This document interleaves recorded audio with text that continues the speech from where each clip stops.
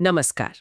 आज हम एक एक बहुत ही गंभीर घटना पर बात करने वाले हैं, जिसने हाल ही में दिल्ली को बल्कि पूरे देश को ही हिलाकर रख दिया है। हम बात कर रहे हैं 10 नवंबर 2025 की शाम की। करीब 6:45 और 7 बजे के बीच का वक्त रहा होगा। दिल्ली का बिल्कुल सेंटर, ऐतिहासिक लाल किला, उसके पास जो मेट्रो स्टेशन है गेट नंबर 1, ठीक वही एक जोरदार धमाका हुआ। जी। शुरुआती जानकारी जो आई उसके मुताबिक एक हुंडे i20 कार थी। नंबर भी सामने आया है HR 26 CE 7674। कहा जा रहा है कि ये कार उस वक्त सिग्नल पर खड़ी थी, रुकी हुई थी, और उसी में ये धमाका हुआ। हाँ, और धमाका इतना जोरदार था कि फौरन ही कार में आग लग गई और वो आग फिर फैली भी। आसपास जो दूसरी गाड़ियां खड़ी थीं, ऑटो रिक्शा थे, यहाँ तक कि कुछ दुकानें भी थीं, वो सब उसकी चपेट में आ गईं। हाँ, और सबसे दुखद बात, जाने गईं। पहले तो खबर आई कि शायद 8 लोगों की मौत हुई है और 20 से ज्यादा लोग घायल हैं। लेकिन अफसोस कि ये नंबर बाद में बढ़ गया। अब जो रिपोर्ट्स हैं वो कह रही हैं कि करीब 12 से 13 लोगों की मौत हुई है इस धमाके में। बहुत ही दुखद। तो आज हम कोशिश करेंगे कि जो भी जानकारी उपलब्ध है अलग अलग समाचारों में, जैसे द गार्डियन है, AP न्यूज़, नवभारत टाइम्स, उनके आधार पर इस पूरी घटना को समझें।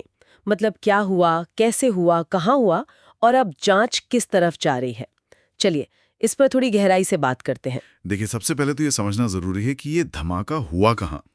पुरानी Delhi, Lal Qila metro station, gate number 1।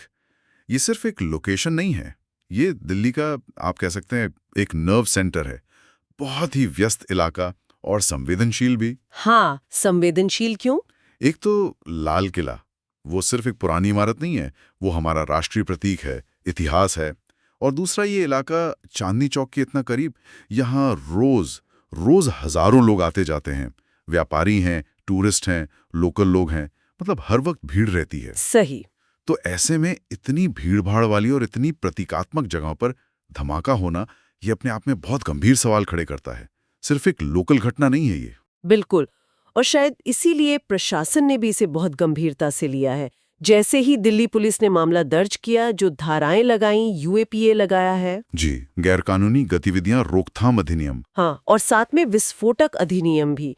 तो ये साफ इशारा है कि पुलिस इसे कोई मामूली हादसा या कोई गैस लीक वगैरह नहीं मान रही। बिल्कुल, इसे एक आतंकवादी साजिश के तौर पर ही देखा जा रहा है शुरू से। और इसीलिए जांच की जिम्मेदारी भी फिर बड़ी एजेंसियों को दी गई है। NIA है, राष्ट्रीय जांच एजेंसी, और साथ में दिल्ली पुलिस की अपनी स्पेशल सेल भी है। ये दोनों मिलकर अब इस मामले की तह तक जाने की कोशिश कर रही हैं। हाँ, और इसी जांच में मतलब शुरुआती दौर में ही एक बहुत बहुत बड़ी और चिंताजनक बात सामने आई है। फरीदाबाद में, जो दिल्ली से सटा हुआ है, वहां एक रेड हुई, छापेमारी। अच्छा।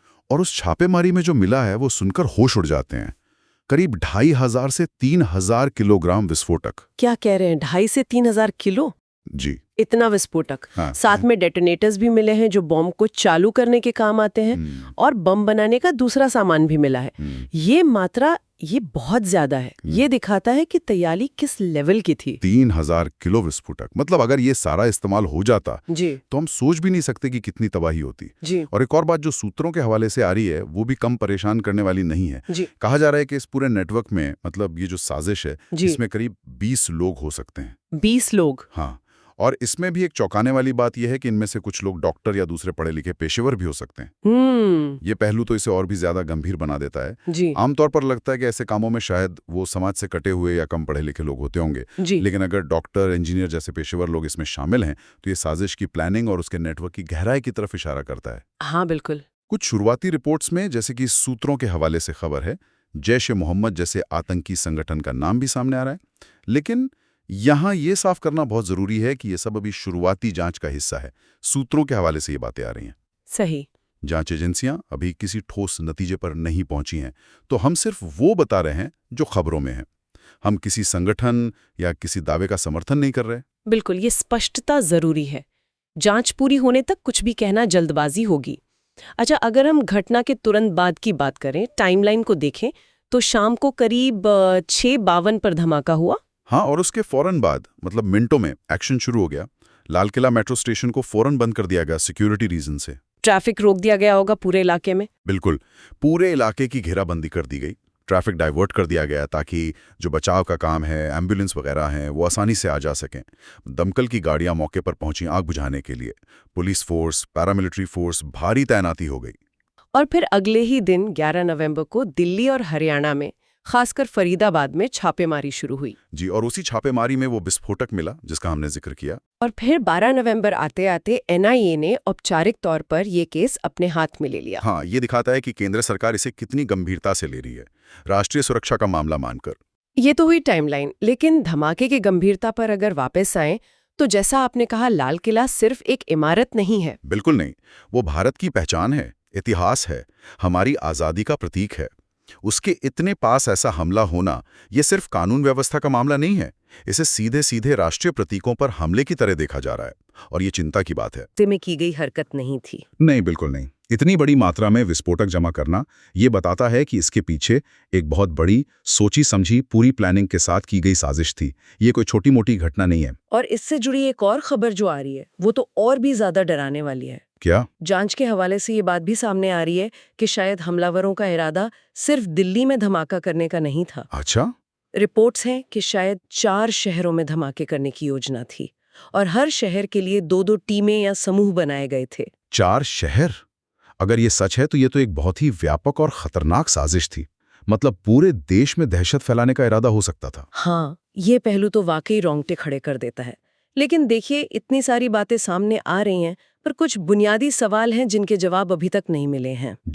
जैसे सबसे पहला सवाल तो यही है कि जिस कार में धमाका हुआ, Hyundai i20, उसमें धमाका हुआ कैसे?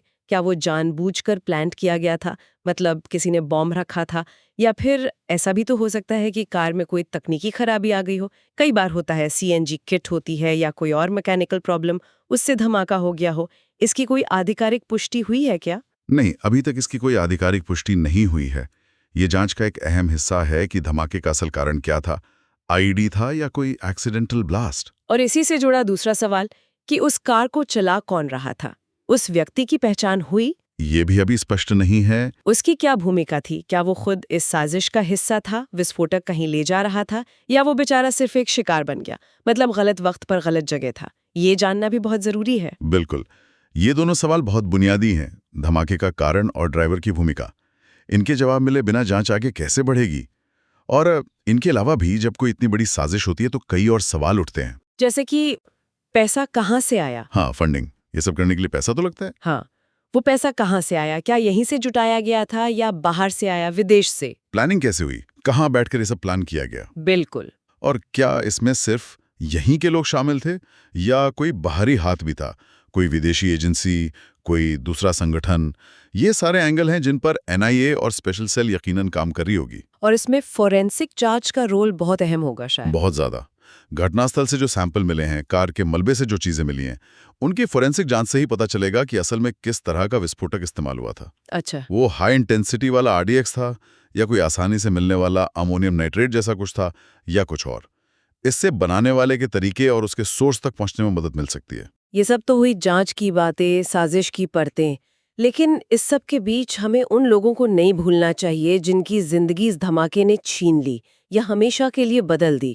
हमने सुना 12-13 मौतें हुई, 20 से ज्यादा लोग घायल हैं। ये सिर्फ नंबर नहीं है। नहीं, बिल्कुल भी नहीं। हर नंबर के पीछे एक कहानी है, एक परिवार है। पता चला है कि मरने वालों में एक नौजवान था, उत्तर प्रदेश का रहने वाला, दिल्ली आया था, प्रिंटिंग प्रेस में काम करता था, अपनी रोजी रोटी कमा रहा था। ऐसे ही मेरठ का एक ई रिक्शा चालक था, वो भी इस धमाके में मारा गया। न जाने ऐसे कितने और लोग होंगे, कितने परिवार होंगे जो उजड़ गए। ये मानवीय त्रासदी बहुत बड़ी है। आपने बिल्कुल सही कहा। ये आंकड़ों से कहीं ज्यादा गहरा दुख है, और असर सिर्फ जान जाने या घायल होने तक ही नहीं रुका। धमाका इतना तेज था कि आसपास की जो दुकानें थी उनके शीशे टूट गए, बिल्डिंग्स को नुकसान पहुंचा। हाँ, और वो पूरा इलाका चांदनी चौक के पास का जो हमेशा चहल पहल से भरा रहता है, वहां तो घंटों तक अफरा तफरी मची रही होगी, डर का माहौल बन गया होगा। बिल्कुल। इस तरह की घटनाओं का एक मनोवैज्ञानिक असर भी होता है जो बहुत गहरा होता है और लंबे समय तक रहता है।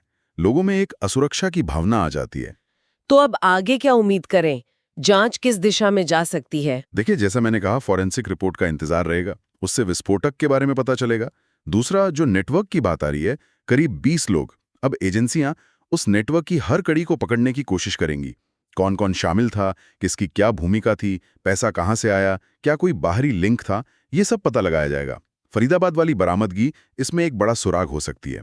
और कानूनी तौर पर यूएपीए लगा है तो? हाँ, यूएपीए के तहत जांच और मुकदमा दोनों की प्रक्रिया थोड़ी अलग और सख्त होती है। जांच पूरी होने के बाद कोर्ट में चार्जशीट दाखिल की जाएगी, फिर मुकदमा चलेगा। इसमें समय लग सकता। और एक चीज तो हम अभी से देख रहे हैं कि दिल्ली में और शायद देश के दूसरे हिस्सों में भी सुरक्षा बहुत बढ़ा दी गई है। हाँ, वो तो होता ही है।